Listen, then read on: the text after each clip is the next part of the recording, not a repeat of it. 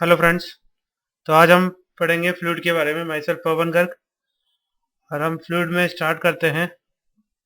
सबसे पहले स्टार्ट करते हैं डेफिनेशन ऑफ फ्लूइड से।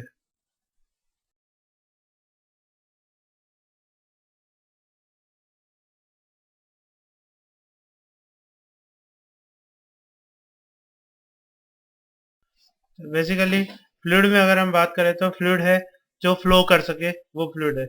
ठीक है, ये इसकी खुद की कोई शेप नहीं होती। जिस भी कंटेनर में अपन रखेंगे उसकी शेप ये एक्वायर कर लेता है। फ्लूइड में लिक्विड और गैसेस दोनों फ्लूइड में ही आती है। केवल लिक्विड को फ्लूइड नहीं बोलते हैं, लिक्विड गैस दोनों को मिला के फ्लूइड बोलते हैं।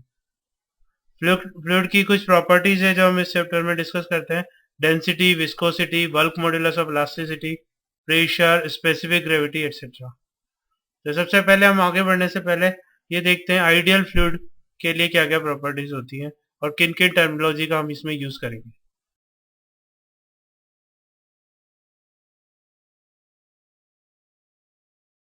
आइडियल फ्लूइड के बारे में हम बात करें तो आइडियल फ्लूइड वो है जो नॉन विस्कस हो।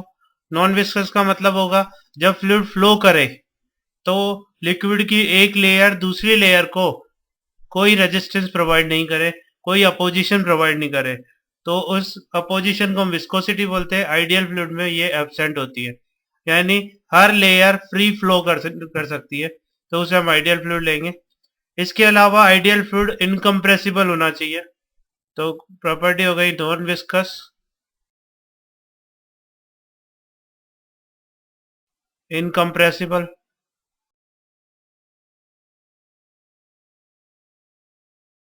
और इररोटेशनल।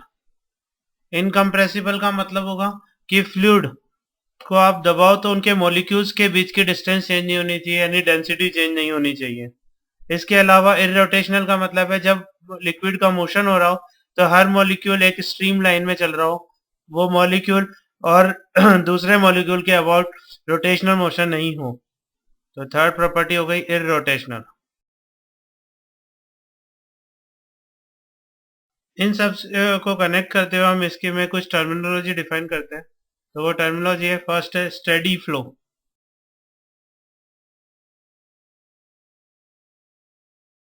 स्टेडी फ्लो में fluid velocity at each and every point same रहनी चाहिए, with respect to time change नहीं होनी चाहिए किसी भी पॉइंट पर। जैसे अगर मान लो हम एक फ्लूइड फ्लो ले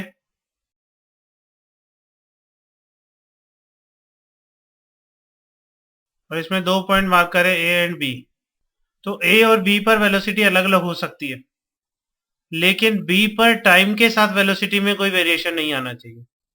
अभी जो वेलोसिटी होगी, सपोज बी पर वेलोसिटी है वी बी, तो ये वी बी हमेशा कांस्टेंट होगा।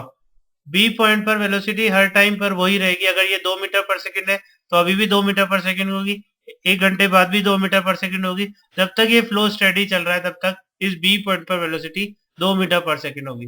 लेकिन उसी स्टडी फ्लो में ए पर स्पीड अलग हो सकती है। तो ए पर स्पीड जो भी होगी वो टाइम के साथ कांस्टेंट होगी, बी पर जो भी होगी वो टाइम के साथ कांस्टेंट होगी, लेकिन ए और बी पर बराबर हो ये जरूरी नहीं है। तो इस तरह के फ्लो को हम स्टेडी फ्लो बोलते हैं। इसके अलावा नेक्स्ट इज, अगर ये टाइम के साथ चेंज हो रही है तो यानी स्टेडी फ्लो हो जाएगा। And next is incompressible flow.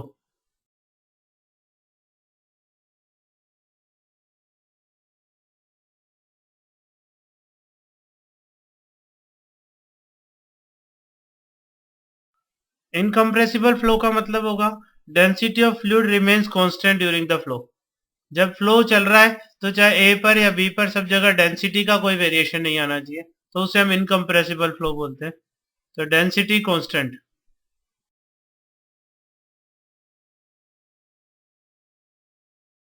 C part बात करें तो non viscous flow.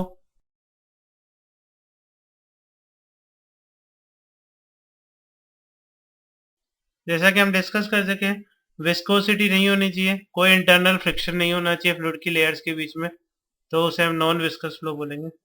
And next is irrotational flow.